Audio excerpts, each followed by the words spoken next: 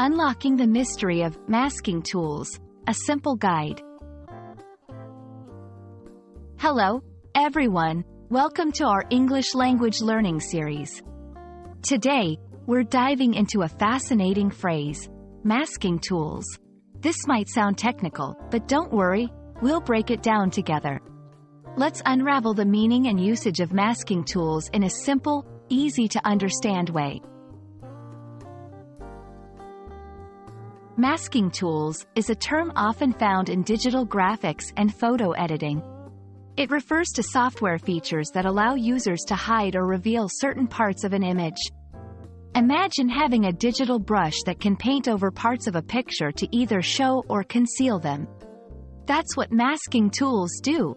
They are essential for editing work in graphics, where precision and control over the image are crucial. In this section, we explore how masking tools are used in photo editing. They help in creating layers, adjusting visibility, and enhancing specific parts of an image without altering the entire picture. This selective editing is crucial for professional photographers and graphic designers who need to achieve a specific visual effect or correct imperfections in their images.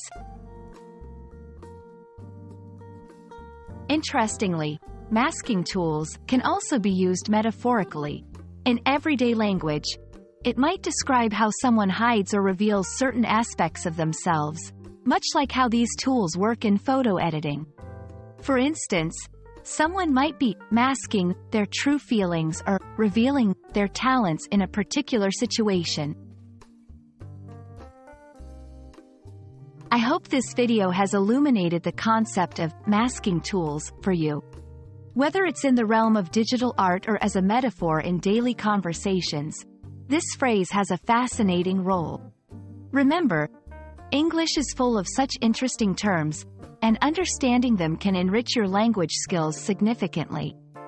Thanks for watching, and see you in our next lesson.